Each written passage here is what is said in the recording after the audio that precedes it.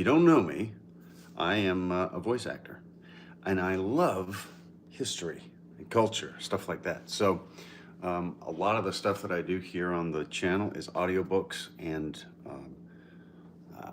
poetry, literature themed stuff, and I love that. And, all that kind of stuff. Keep adding to those things, but I really like history, and I have some book recommendations. People are always asking me, book recommendations, and so I thought, why? We'll talk about some of that. I was a cavalry officer back in the day, and I guess I developed a sort of an interest in the cavalry when I was, in the military, and so I wanted to read The Last Stand by Nathaniel Philbrick. It's an amazing book. I've got several here in a stack that I recommend if you want to learn about Native American history or the history of the American West. So recently, I guess, 4 years ago, or 3 years ago, I made my first kind of pilgrimage out to Little Bighorn, the battlefield at Little Bighorn in Crow Agency, Montana. It takes from where I am, it's quite a drive. I had a great time though, it was wonderful. But it was amazing, a lot of the, what I think are misperceptions of some people in the battle. It was really interesting to stand where they had been. Did you know that from Last Stand Hill, which is the iconic place that everybody knows about, and is that it's 5 miles to the rifle pits where Benteen and Reno were. So one of the misconceptions of the Battle of Little Bighorn is that all the American troops were killed, and that's not entirely true. They were split into two, and one group of them under George Armstrong Custer, every one of them was killed. That's true. But an even bigger group were 5 miles away, hunkered down, and they sustained casualties, but a large contingent of them survived. This is a great book, The Last Stand by Nathaniel Philbrick.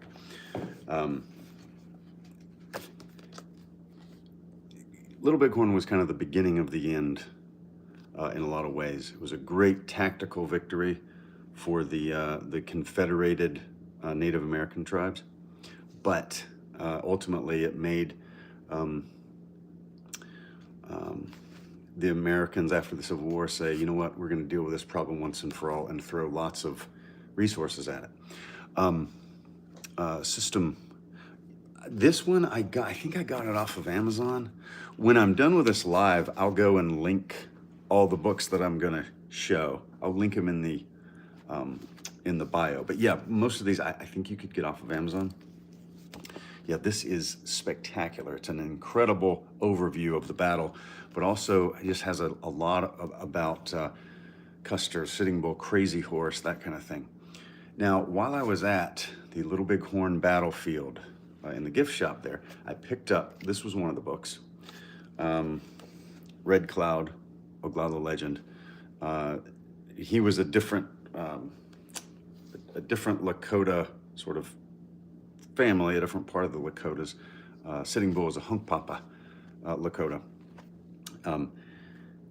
This is a great book. So it talks about other of the war chiefs. This guy was something like 6-0 against the U.S. cavalry, an incredible leader. He knew how to lure an enemy out of their covered area and then whack them. I mean, it was a textbook ambush. Fetterman's Massacre, the press called it, it was a massacre, but that makes it sound like they were sort of innocent party. It was a battle, and Red Cloud's guys got him right into the kill zone and whacked him to a man. It was the biggest cavalry disaster besides Little Bighorn in the American West. Hey Blakeney, yeah, these are some real good books about the American West, and I think they're really cool. Best you've read about the Battle of Little Bighorn specifically, this one, an overview of sort of Native American history, probably this one, Bury My Heart at Wounded Knee, by D. Brown. Oh, thank you, I appreciate that. This is a really good one, kind of an overview from, the Pilgrim's Landing all the way up to Wounded Knee, which was the last, really the last big engagement, and that was a massacre. That was different. That's why when people say, turn in your guns for your safety, yeah, that's what they told the Lakota as well. They were literally turning in their guns for their safety when this massacre happened. It was awful. Anyway, great book for overview of the American West, Native American history, and then specifically Battle of Little Bighorn. Those are my personal favorites. But while I was at the Little Bighorn gift shop, I picked up a book, and I couldn't find it, or I would show you, but it's somewhere. It was called, by Mr. Ernie LaPointe, Sitting Bull: His Life and Legacy. He is the great-great-grandson of Sitting Bull. So I got that. I said, man, I'm gonna read about this, and it was so good. It had much more of a family aspect. So there's lots in it about Lakota culture and that kind of thing. When I got to the end, I said, that was fantastic, and I always like to interview authors. I emailed him his email address. I looked it up, found it. Mr. LaPointe, loved your book, got it at Little Bighorn gift shop. Would you mind, could I talk to you on my podcast, the Cultured Bumpkin podcast? He said, man, I'd love to. So he actually, last year, he came on my podcast. We did a video call, and he talked about Lakota history and culture.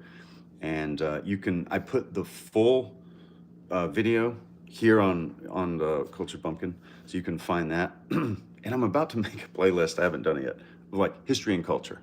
So most of my stuff is like literature. I'm about to do history and culture, and that way it's easier to find. But I did the whole thing, right? The whole, an hour plus about just all kind of Lakota culture, things like that. And then about 20 minutes of it was specifically Little Bighorn.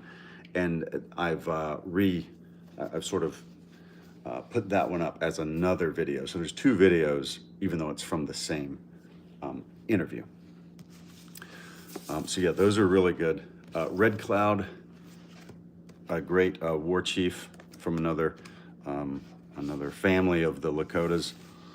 This is Bill O'Reilly, Killing Crazy Horse. That's very good. I really enjoyed this book. It kind of talks about the different, different sides, different individuals. It's very, I know Bill O'Reilly, you think of him as a political figure, even though, he's in news, but he was with Fox for a long time. And so I don't really like his attitude about stuff. So I didn't know if I would like it, but I really liked it. It did not seem political at all, or, the Bill O'Reilly you see on the TV. I think that's a character he plays, apparently. This is a good book. I really enjoyed that book. Now here's another one. This is right from the horse's mouth, so to speak, and I also got it at Little Bighorn, is My Life on the Plains by George Armstrong Custer. That's the man that started the fight and that got killed there. His writing style was very interesting. Like he was highly,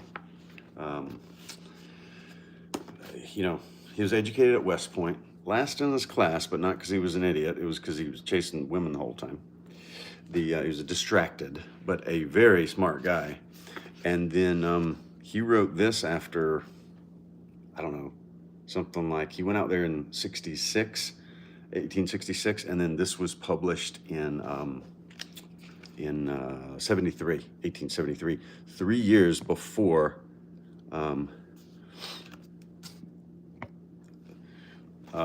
Kevin says, "You look very boring looking." Well, thank you, Kevin.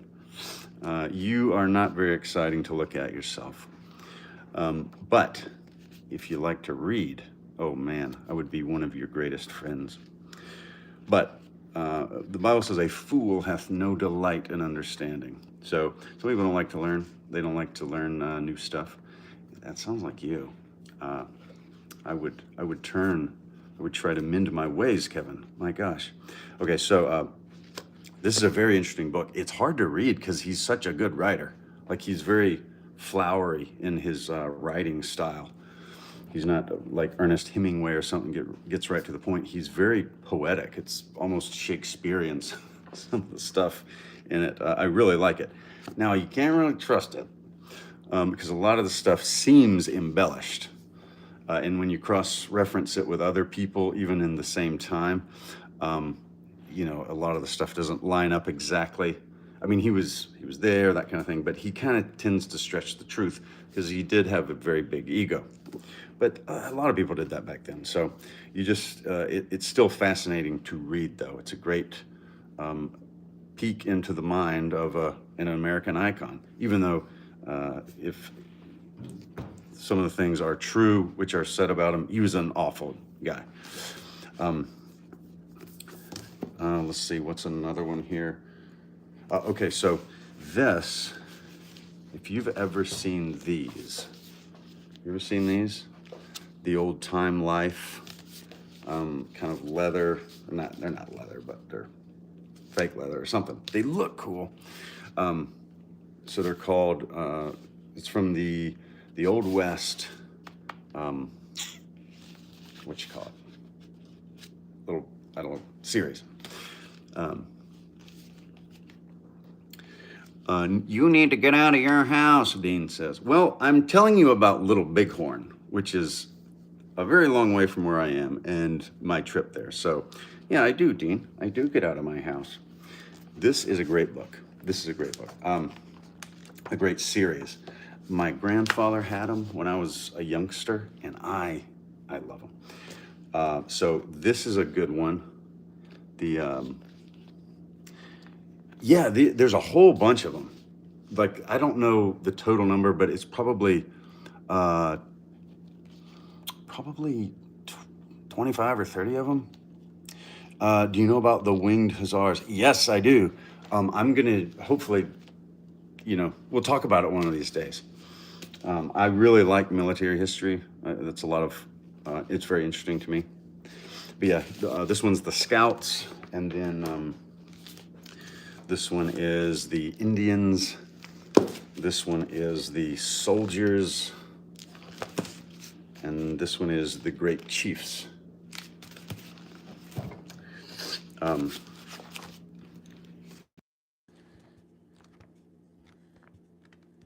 Yeah, it's just the American history of the American West is just fascinating. I can't sleep. What can I do? Well, depends on what time of day it is where you are.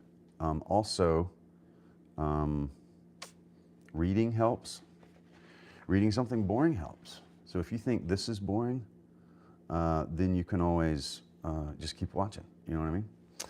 Hey, Nick, what's going on, man? Yeah, this history is just fascinating. A long time ago, I was interested in American history, and then later on, I really started getting interested in history of England because of the Bible, right? That really piqued my interest in English history, and then I sort of started branching out. So English history, and then sort of ancient history and American history, and then the history of the Old West is a very specific point. And then specifically from the American Civil War, which ended in 1865, to the massacre at Wounded Knee, South Dakota in 1890. So that, I mean, it's really a 25-year section that it's just fascinating. A lot happened. My favorite military history is the American Revolution in the South, the Southern theater. That's my favorite. But I like any kind of history. World War II, American West, British, English history. I like all that kind of stuff. What are you talking about? I'm just kidding. Jason Statham's a good-looking fella. But we do have the same amount of hair, so I don't know. I don't want to insult him by agreeing with that. But if you think so, you go for it. I like him as an actor.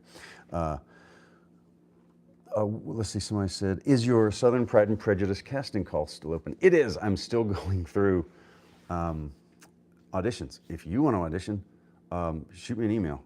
jakephillips116@gmail.com. Feel free to shoot me something. I'll be going through them for the next couple of days. So, yeah, shoot me an email, jakephillips116@gmail.com. And thank you for your interest. Yeah, so what they're asking about is I'm doing I've done the audiobook for Pride and Prejudice by Jane Austen, published in 1813, and then I've done, like I did it in Southern, but now I'm doing a full cast audiobook, audio drama, whatever, and I'm casting it. Yeah. Kay, good deal. Well, I'm glad that you enjoyed that.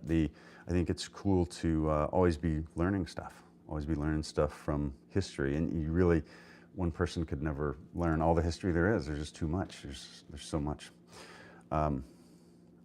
This message is held for review. I always enjoy these because they're usually pretty funny.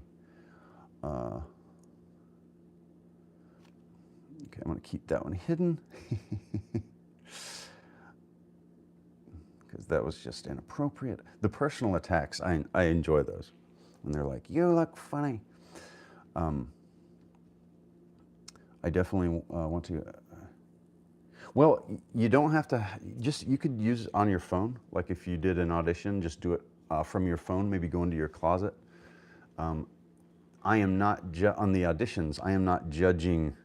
I'm not picking auditions based off of sound quality, right? So I want to hear the performance. And even if it's like, it's not a great sound quality, that's okay. If you're anybody that's cast that has not a great setup, I will help you sort of figure out your setup if you're cast.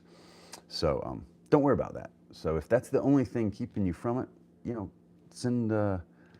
send me something. They'll be open until I get done. It'll be a couple more days anyway. So Drew from That Furniture Program. I am not Drew. My name is Jake, and I am a voice actor, and then I do a lot of book recommendations as well. So here's George Armstrong Custer's writing style.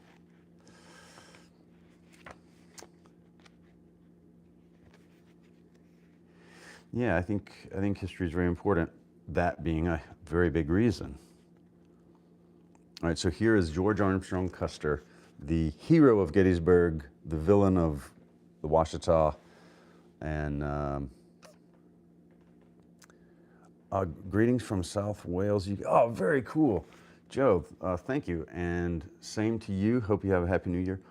My family is, and I say this like we just arrived or something, but I think it was the mid-1700s. They came from Wrexham area. So, yeah, maybe we're related. Who knows? All right, so here's George Armstrong Custer's writing style. The winter of 1867 and 68 found me comfortably quartered at Fort Leavenworth, Kansas, on the banks of the Missouri. A considerable portion of my regiment had been ordered to locate at that post in the fall and make that their winter quarters. General Sheridan, then commanding the military department, had also established his headquarters there, so that the post became more than ever the favorite military station in the West. I had not been on duty with my regiment since my rapid ride from Fort Wallace to Fort Harker in July, nor was I destined to serve with it in the field for some time to come. He's matter of fact, but this is sort of his, my life on the plains is sort of his diary. Some of, like I said, some of the truths are stretched. In fact, one of his guys that served under him called it "My Lie on the Plains," which is pretty funny.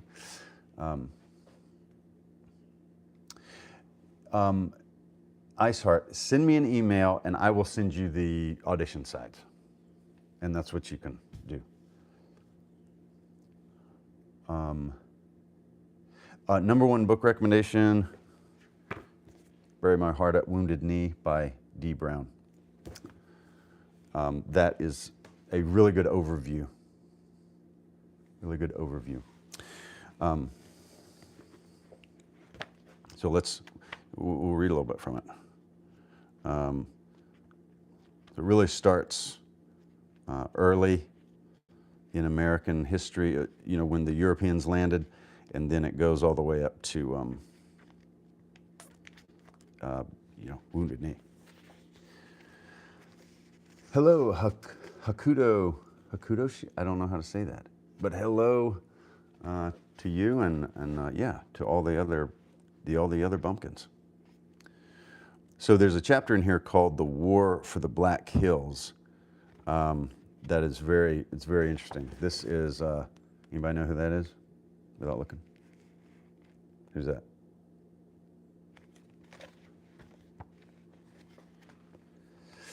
Sabaton. I am not familiar with them, but if their songs are full of history, I'm sure I would like aspects of it for sure. All right.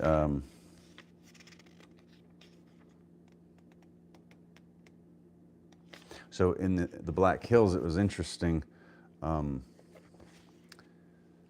The treaty that Red Cloud had forced the U.S. government to sign, this guy, he's one of the only guys to ever get the U.S. government to agree to his terms in a treaty. He whooped us 6 times in 6 battles, and he said, all right, here's what's going to happen. Y'all are going to you're going to evacuate. There were 3 forts, and y'all are going to stop sending people up the Bozeman Trail, which is, people would go up into Montana looking for gold and stuff, but also just to travel to further west. Either way, he wanted to stop. And because he forced the United States government's hand, they agreed to it. And they signed a treaty in 1867, the Treaty of something, and I forget, which the American, the gold rush. Well, this was after the gold rush. The gold rush that most people think of was out west in the 40s, like heading all the way out to California. This was in the 60s, so you had people, they were hunting for gold, but they hadn't found anything big yet. But Red Cloud was just like, could y'all just stay out of my yard? If you own property, so much as a house with a yard, or you have a car, you know what I mean? Imagine that somebody comes and you don't know them and they're just sitting in your car, or they just drive it around. You know what I mean? Like, hey, that's my stuff. Get away from it. That's what they were doing. And so they signed a treaty in 1867. The U.S. government evacuated the forts, 3 forts, and then everything was, somewhat okay for a little bit. And then 1873, somebody found gold in the Black Hills. Somebody snuck in there and found gold in the Black Hills. Well, then the U.S. government sent Custer to go, on basically a top secret mission. He was going to do an expedition, but he had geologists with him, And some of the other soldiers were like, what are we doing taking these nerds with us for? But they were geologists, and they were going to confirm that there was gold in the Black Hills. Now, once it was confirmed that there was gold in the Black Hills, why the U.S. government said, oh, well, you know, when we signed that treaty, we didn't know about the gold, so obviously they broke the treaty. Don't be like the U.S. government in that way. U.S. government's still that way. Anyway, that was a big part of how a battle ended up at Little Bighorn. Americans had found gold in the Black Hills, and they were coming. All right.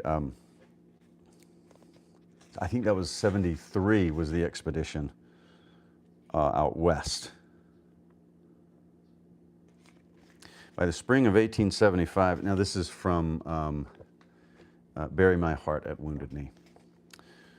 By the spring of 1875, tales of Black Hills gold had brought hundreds of miners up the Missouri River and out upon the Thieves' Road. The Army sent soldiers to stop the flow of prospectors. A few were removed from the hills, but no legal action was taken against them, and they soon returned to prospect their claims. General Crook, the Plains Indians called him 3 Stars instead of Gray Wolf, made a reconnaissance of the Black Hills and found more than 1,000 miners in the area. 3 Stars politely informed them that they were violating the law and ordered them to leave, but he made no effort to enforce his orders. You bet. You bet. That's a really good one. I think there's 2 ways of studying history in an interesting way. One is to either get an overview, like read an overview book, and then find something that interests you. Let's say, man, that Red Cloud character is an interesting guy. And then from there you go and you read a biography or you do further study on Red Cloud. Or, you know, Custer, that was a scalawag. Yeah, we'll read what he wrote. You can get in his mind when you read this book. Yes, that is very messed up. And then another way would be an event, let's say, a battle. You have Battle of the Little Bighorn, and you learn about that, and then you back up from there and say, all right, well, how did they even get there? And then this book will help you. So you kind of 2 ways of doing it. Overview and then go into detail, or start with a detail and back up into an overview. Either way can help. I would definitely recommend these 2, Little Bighorn and then overview. So let's see. Alarmed by the white man's gold craze and the Army's failure to protect their territory, Red Cloud and Spotted Tail made strong protest to Washington officials. The Great Father's response, and that would have been Ulysses S. Grant, so they called the president the Great Father, was to send out a commission to treat with the Sioux Indians for the relinquishment of the Black Hills. Now, the Sioux is a French word for snake people, and that's what the French and some of the other tribes called the Lakota people. I talked to Mr. LaPointe, who's a Lakota, and Sitting Bull's great-grandson, and according to him, he said he thinks of himself as Lakota, not Sioux. Sioux is kind of an insult. I mean, snake people, you know. So when it's any time that they're saying Sioux or Lakota, those are going to be pretty interchangeable. Although within the Sioux, Lakota, there is the Hunkpapa, the Oglala, Miniconjou. There's several further, I guess, I don't know, tribes within that, or I don't know exactly the terminology, but Sitting Bull was Hunkpapa Sioux, Hunkpapa Lakota. So was Gall. That's another great war chief. That's another biography I have that I got at that Little Bighorn gift shop, and I don't have it in the stack here. But Gall is a fascinating guy. All right, so It says, in other words, the time had come to take away one more piece of territory than had been assigned to the Indians in perpetuity. So basically, they said, well, since there's gold, forget everything we said, forget everything we signed, and we're gonna just take it. We're just gonna go get the gold. So they broke. The U.S. government broke that treaty. As usual, the commission was made up of politicians, missionaries, traders, and military officers. Reverend Samuel D. Hinman, who had long endeavored to replace the Santee's religion and culture with Christianity, was the principal missionary. General Alfred Terry represented the military. John Collins, post-trader at Fort Laramie, represented the commercial interest. Treaty of Laramie, I think that was the one I was searching for earlier, 1867. To ensure representation of non-agency as well as agency Indians, runners were sent to invite Sitting Bull, Crazy Horse, and other wild chiefs to the council. Half-breed Louis Richard took the government letter to Sitting Bull and read it to him.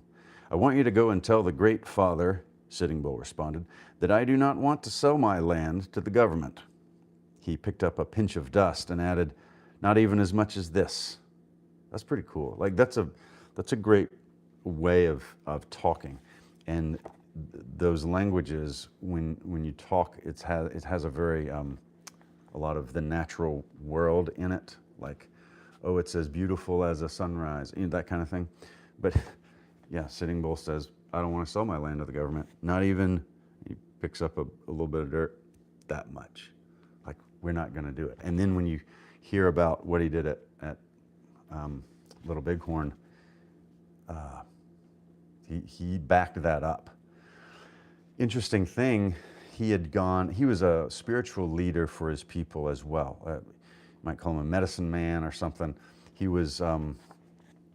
did what's called a Sundance a couple weeks before the Battle of the Little Bighorn, and that involved taking a friend basically helped him with it, but he would cut divots of flesh out of his arm, or his friend would, as an offering to the Great Spirit, sort of, hey, look at me suffering, I need you to hear me.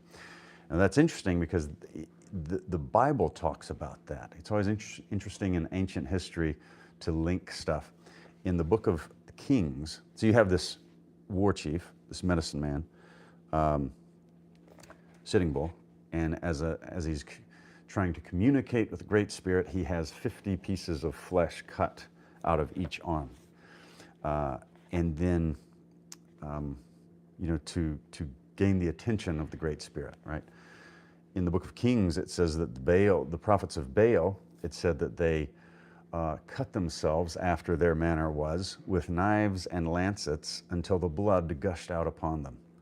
That's what it says in 1 Kings chapter 18 as they're offering a sacrifice to the god Baal, which of course that was thousands of years before this. But it's interesting how people throughout history have felt the need to, when they call upon their God, to draw blood. That's just interesting, right?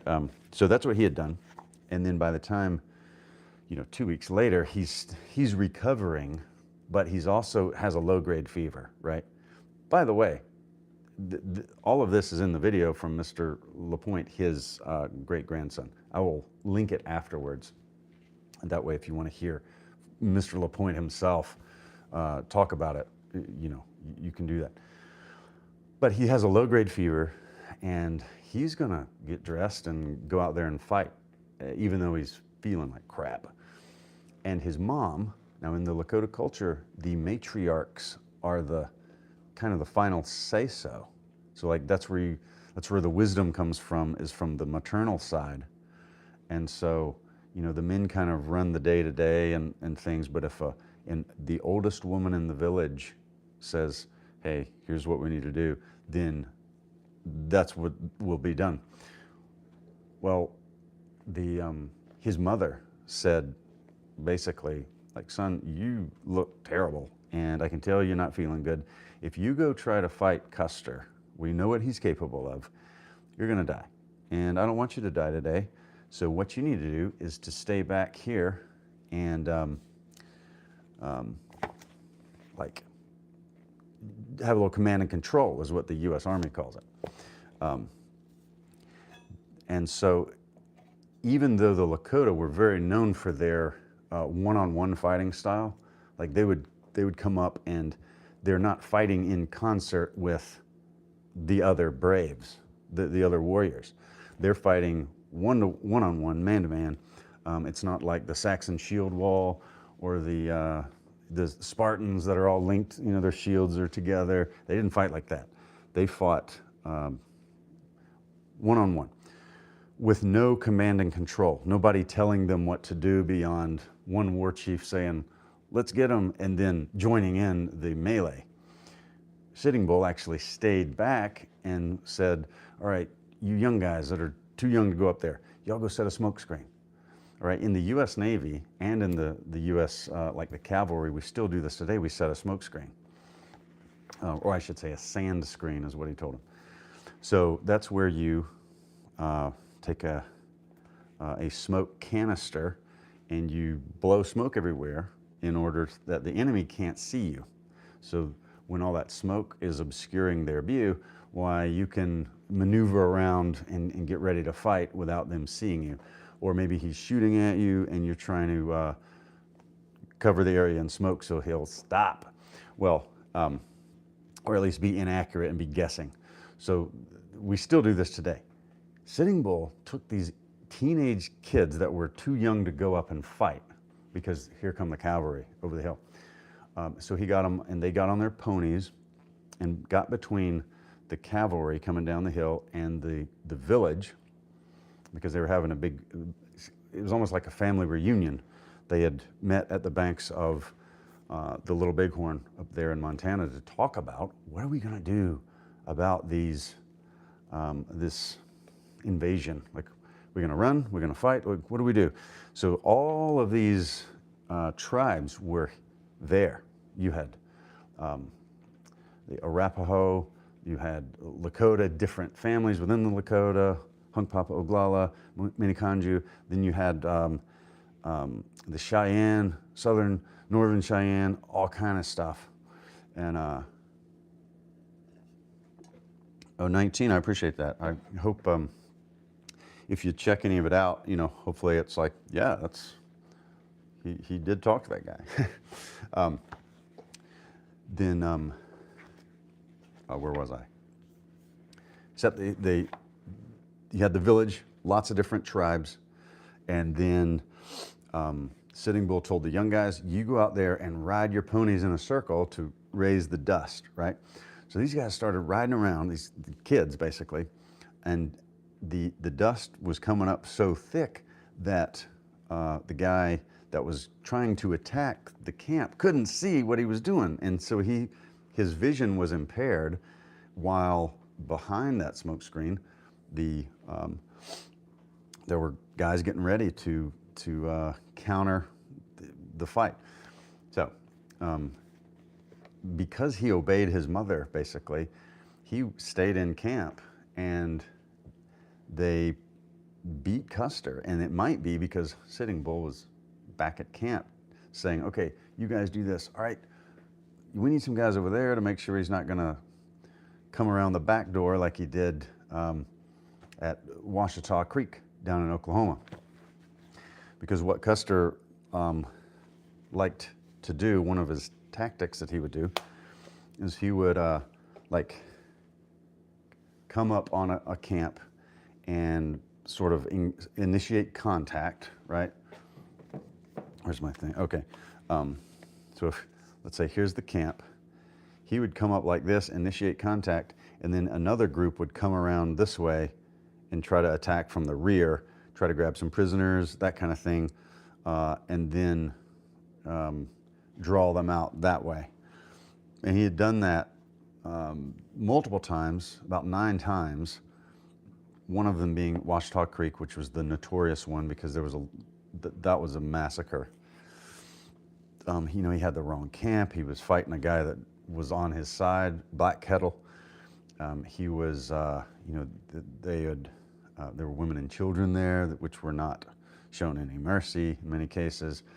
It was a bad situation. Anyway, interestingly enough, he got more people. He was also known as a peacemaker. So when he was fighting, he was just absolutely ruthless, Custer was. But he also had lots of, these powwows where he would meet around a campfire and say, look, you guys need to put down your weapons and come to the reservation. We'll give you the government cheese and all that kind of stuff, and you'll be okay. And he actually got more people to go onto the reservation through statesmanship, by verbal coercion, than he did through physical coercion, which is, it's just interesting. Most people think he was only good for atrocity, but he wasn't. He was very good, a very able officer. So, let's see.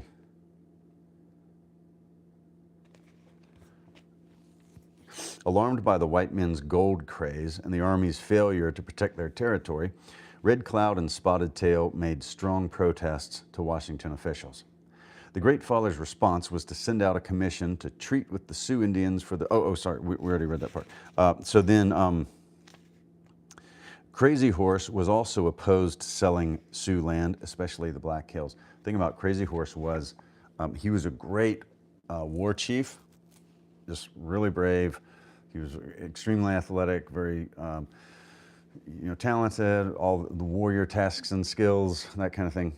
Well, he had a weakness for the ladies, and he got basically started messing around with somebody's wife and lost his war chief status. So at the time of Little Bighorn, he was just a warrior again because he couldn't keep in his pants. You know what I mean? And that's not the first warrior that's been true of, and it for a lot of different cultures. All right. So then this.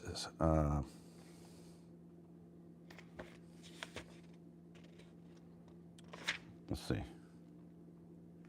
Now, he refused to attend the council, but Little Big Man would go as an observer for the free Oglalas. So they had this council. This is Sitting Bull, a picture of Sitting Bull, and this was after. This picture was taken after the Battle of the Little Bighorn. This was after he started working for Buffalo Bill Cody's Wild West show.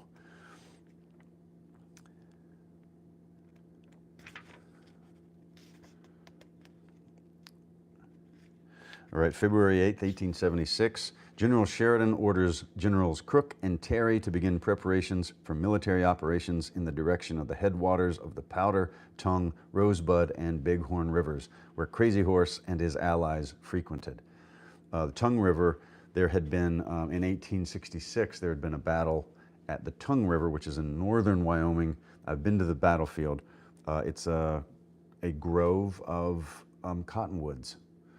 And the Tongue River goes right through it. It's so small where I'm from, I would call it a creek. I mean, it's just a little bitty thing, but it's beautiful. There was a big battle there along the Tongue where the U.S. Cavalry attacked a Arapaho camp.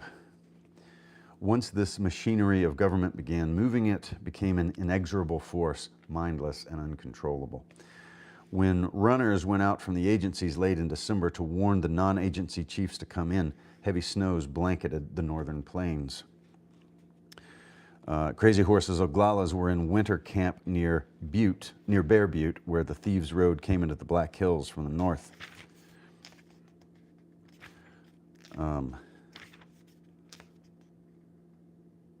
The news of Custer's approach came to the Indians in various ways. I and 4 women were a short distance from the camp digging wild turnips, said Red Horse, one of the Sioux council chiefs. Suddenly, one of the women attracted my attention to a cloud of dust rising a short distance from camp. I soon saw that the soldiers were charging the camp. When I arrived to the camp, I and the women ran. When I arrived, a person told me to hurry to the council lodge. The soldiers charged so quickly that we could not talk. The Sioux mount horses, take guns, and go fight the soldiers. Women and children mount horses and go, meaning get out of the way. A cousin of Sitting Bull was one of the young women digging turnips that morning. She said the soldiers were 6 to 8 miles distant when first sighted. Now, that part of the country is rolling grassland, so you could see somebody coming from a long ways away.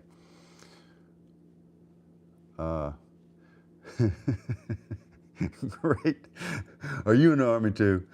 Great channel. I'm loving the content. This type of channel is what I've been looking for. How long you been gay? If that's not an Army soldier, I don't know what it is, because that's how they talk. We could see the flashing of their sabers and saw that there were very many soldiers in the party. The soldiers first seen by his, I don't know how to pronounce it, San Wastewind or something, and other Indians in the middle of the camp were those in Custer's battalion. And then another person said, like that, the soldiers were upon us. Through the teepee poles, their bullets rattled. The women and children cried, fearing they would be killed. But the men, the Hunkpapa and Blackfeet, the Oglala and Miniconjou, mounted their horses and raced to the Blackfoot teepees. We could still see the soldiers of Long Hair, that's Custer, marching along in the distance, and our men, taken by surprise and from a point whence they had not expected to be attacked, went singing the song of battle into the fight behind the Blackfoot village. Black Elk, who later wrote a book called Black Elk Speaks, which is a classic, another great book. Black Elk, a 13-year-old Oglala boy, was swimming with his companion in the Little Bighorn. The sun was straight above and was getting very hot when he heard a crier shouting in the Hunkpapa camp, "The chargers are coming, they're charging, the chargers are coming." The warning was repeated by an Oglala crier, and Black Elk could hear the cry going from camp to camp northward to the Cheyenne. So you had the Blackfeet, the Lakota, the and what do you call it, the Cheyenne in different parts. So you had this huge confederation, and they were getting the word out. Hey, cavalry's coming. We got to mount a concerted and hasty defense. Low Dog, an Oglala chief, heard this same warning cry. I did not believe it. I thought it was a false alarm. I did not think it was possible that any white man would attack us so strong as we were. It was one of the largest encampments that they had ever had, because they were there to talk about how do we deal with this incursion into the Black Hills. When I got my gun and came out of my lodge, the attack had begun at the end of the camp where Sitting Bull and the Hunkpapas were. One of the war chiefs, Gall, actually lost two of his wives. It was a polygamous culture. 2 wives and 1 or 2 of his children were killed in the initial assault. So, I mean, he said, it made my heart bad, and I killed the enemy with my hatchet.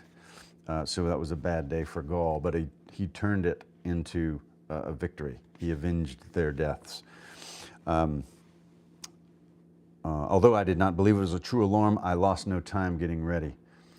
Reading from Bury My Heart at Wounded Knee, Sarah, and then I've got other books here that I'm sort of recommendations for people that like history of the American West and Native American history, stuff like that. And again, check out my interview with Mr. Ernie LaPointe, Sitting Bull's great-grandson. It's fascinating, it really is. Iron Thunder was in the Miniconjou camp. So Custer and his guys are coming, and then the Indian village is getting ready. I did not know anything about Reno's attack until his men were so close that the bullets went through the camp and everything was in confusion. The horses were so frightened we could not catch them. Crow King, who was in the Hunkpapa camp, said that Reno's pony soldiers commenced firing at about 400 yards distance. The Hunkpapas and Blackfoot Sioux retreated slowly on foot to give the women and children time to get to a place of safety. Other Indians got our horses. By that time, we had warriors enough to turn upon the whites. So you had a line of defense by the Hunkpapa and Blackfoot Lakota, and then they sort of, I'm a U.S. Army guy, but that's what you would call fighting a delaying action. So there's not enough there to hold them off, but you're going to slow them down while everybody else, the women and the children, get out of there, get to safety, cross the river, get further out of there. And then by this time, they had enough guys had gotten together, now they could counterattack. And they did, and they pushed them right back up the hill. I have heard of that, yes. Yeah, and there's a lot of very interesting Native American history going, all the way back to certainly the 1600s. So then it says, near the Cheyenne camp, 3 miles to the north, Two Moon was watering his horses. I washed them off with cool water, then took a swim myself. I came back to the camp afoot. When I got near my lodge, I looked up the Little Bighorn toward Sitting Bull's camp. I saw a great dust rising. It looked like a whirlwind. Soon a Sioux horseman came rushing into camp shouting, "Soldiers come, plenty white soldiers." Two Moon ordered the Cheyenne warriors to get to their horses and then told the women to take cover away from the teepee village. I rode swiftly toward Sitting Bull's camp. Then I saw the white soldiers fighting in a line. Those were Reno's men, one of Custer's subordinates. So Custer came to the, and Juniper, do you know the name of that? I can't think of the name of that massacre. Do you remember the name of it? Because I've read about it, but I want to go back and look it up now that you mention it. But I don't know what I would look up. I saw soldiers fall back and drop into the riverbed like buffalo fleeing. So he had, Custer was here, and then he took off and tried to go around the back way, so to speak, and he left Benteen and Reno up on the hill. And he got too far away for them to be able to support him. Von Clausewitz, in a book that he wrote, a Prussian general, whatever, a Prussian officer, wrote a book called On War, and one of his things was you need unity of command where each section can mutually support the other. Well, Custer got away so far away that not only were they out of rifle range, so they couldn't support him that way, they were too far to even move to help. So that got his, as they say, his hinder parts in a sling. The war chief who rallied the Indians and turned back Reno's attack was a muscular, full-chested 36-year-old Hunkpapa named Gall. Gall had grown up in the tribe as an orphan. While still a young man, he distinguished himself as a hunter and warrior, and Sitting Bull adopted him as a younger brother. Some years before, while the commissioners were attempting to persuade the Sioux to take up farming as part of the Treaty of 1868, Gall went to Fort Rice to speak for the Hunkpapas. "We were born naked," he said, "and we have been taught to hunt and live on the game. You tell us that we must learn to farm, live in one house, and take on your ways. Suppose the people living beyond the Great Sea should come and tell you that you must stop farming and kill your cattle and take your houses and land. What would you do? Would you not fight them?" In the decade following that speech, nothing changed Gall's opinion of the white man's self-righteous arrogance, and by the summer of 1876, he was generally accepted by the Hunkpapas as Sitting Bull's lieutenant, the war chief of the tribe. In this book, which is by Custer, he actually said, I think he mentions that speech, but he basically said, if I was in the Indians' place, I would be acting exactly how they are. He really respected a lot of the Indians as far as their reaction to it. He's like, I'd be doing the same thing. I got no problem with them fighting back. He had problems with some of their tactics, but in theory, he agreed with that. Dealer praying Indians. Interesting. Okay. Well, that gives me enough to go do a little Googling. Thank you. It may mention it in this book. I don't know. I don't remember where I read it. Reno's first onrush caught several women and children in the open, and the cavalry's flying bullets virtually wiped out Gall's family. So then he knows about it, and he turns on him. Sitting Bull and I were at the point where Reno attacked. Sitting Bull was big medicine. The women and children caught the horses for the bucks to mount them. The bucks mounted, and he's calling bucks the young warriors. The bucks mounted and charged back Reno and checked him and drove him into the timber. In military terms, Gall turned Reno's flank and forced him into the woods. He then frightened Reno into making a hasty retreat, which the Indians quickly turned into a rout. The result made it possible for Gall to divert hundreds of warriors for a frontal attack against Custer's column, while Crazy Horse and Two Moon struck the flank and rear.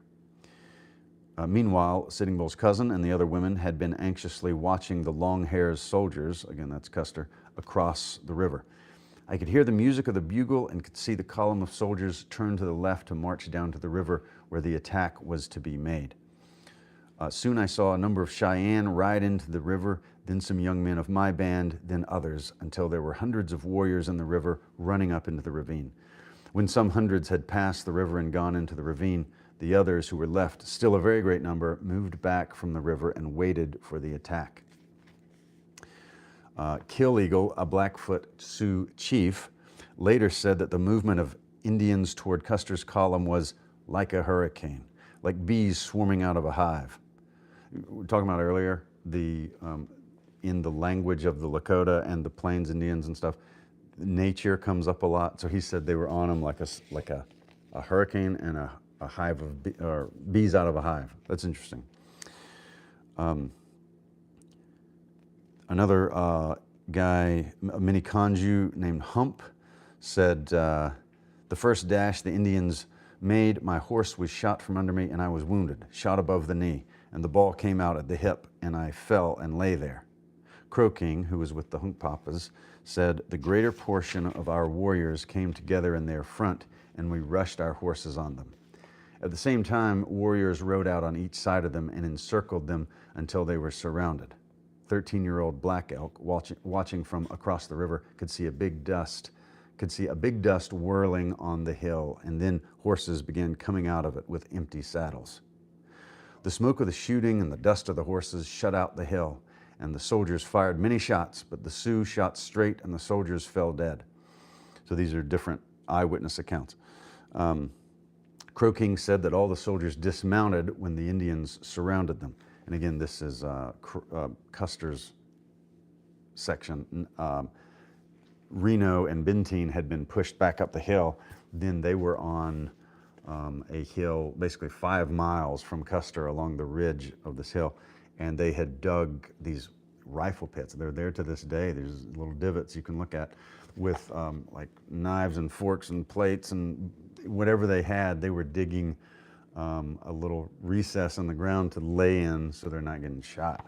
Because it is, if you've ever been out there, it is open rolling grassland. There is no trees on those hills. There's nothing to hide behind. Then it says, Crow King said that all the soldiers dismounted when the Indians surrounded them. They tried to hold on to their horses, but as we pressed closer, they let go their horses. We crowded them toward our main camp and killed them all. Then they kept in order and fought like brave warriors as long as they had a man left. According to Red Horse, toward the end of the fighting with Custer, these soldiers became foolish, many throwing away their guns and raising their hands, saying, Sioux, pity us, take us prisoners. The Sioux did not take a single prisoner, but killed all of them. None were alive for even a few minutes. That's Red Horse. Long after the battle, White Bull of the Miniconjous drew 4 pictographs showing himself grappling with and killing a soldier identified as Custer. Among others who claimed to have killed Custer were Rain in the Face, Flat Hip, and Brave Bear. Red Horse said that an unidentified Santee warrior killed Custer. Most Indians who told of the battle said they never saw Custer and did not know who killed him. We do not know till the fight was over that he was the white chief, Low Dog said. In an interview given in Canada a year after the battle, Sitting Bull said that he never saw Custer, but that other Indians had seen and recognized him just before he was killed. He did not wear his long hair as he used to wear it, Sitting Bull said. It was short, but it was the color of the grass when the frost comes. Where the last stand was made, the long hair stood like a sheaf of corn with all the ears fallen around him. But Sitting Bull did not say who killed Custer. An Arapaho warrior who was riding with the Cheyennes said that Custer was killed by several Indians. He was dressed in buckskin, coat and pants, and was on his hands and knees. He had been shot through the side, and there was blood coming from his mouth. He seemed to be watching the Indians moving around him. 4 soldiers were sitting up around him, but they were all badly wounded. All the other soldiers were down. Then the Indians closed in around him, and I did not see any more. Regardless of who killed him, the long hair who made the thieves' road into the Black Hills was dead with all his men. Benteen, Reno's soldiers, however, reinforced by those of Major Frederick Benteen, were dug in on a hill farther down the river, 5 miles away. The Indians surrounded the hill completely and watched the soldiers through the night, and the next morning started fighting them again. During the day, scouts sent out by the chiefs came back with warnings of many more soldiers marching in the direction of the Little Bighorn. Kristen, well, I appreciate your sister for showing you, and you are most welcome here. History, culture, and literature is kind of what we talk about. That is, this was June 25th and 26th of 1876 in what is now Crow Agency, Montana, in southern Montana. After a council, it was decided to break camp. The warriors had expended most of their ammunition, and they knew it would be foolish to try to fight so many soldiers with bows and arrows. The women were told to begin packing, and before sunset, they started up the valley toward the Bighorn Mountains, the tribes separating along the way and taking different directions. When the white men in the east heard of the Longhair's defeat, they called it a massacre and went crazy with anger. They wanted to punish all the Indians in the west. Because they could not punish Sitting Bull and the war chiefs, the Great Council in Washington decided to punish the Indians they could find, those who remained on the reservations and had taken no part in the fighting. Anyway, yeah, it's a very, very sad part of our history, but I think it's good to know. It's good to know about it.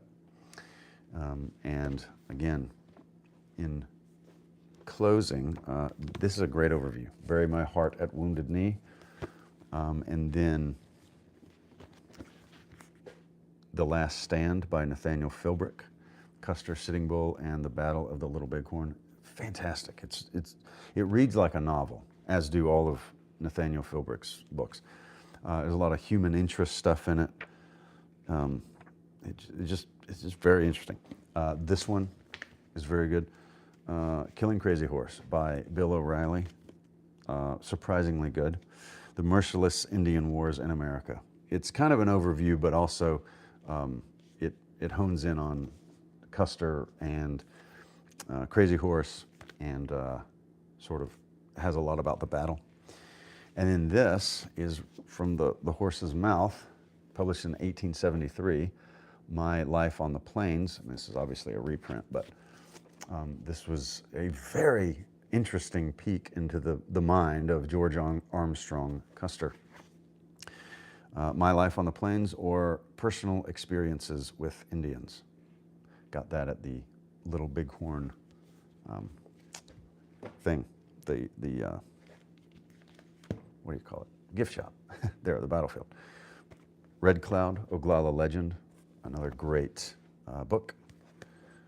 And again, I'll put these, they're not there now, but I'll put these in the description. You can find links to these on Amazon. And then this one is also, Nick, thank you for coming by. Thank you for coming by. Let's get together very soon. Let's read some Psalms next week, maybe. Maybe shoot me a message and let's link that up. I really want to do that. Blood and Thunder, this is another really good overview, which I don't know if I even mentioned that one earlier. And then these, the history of the Old West, the great chiefs, the soldiers,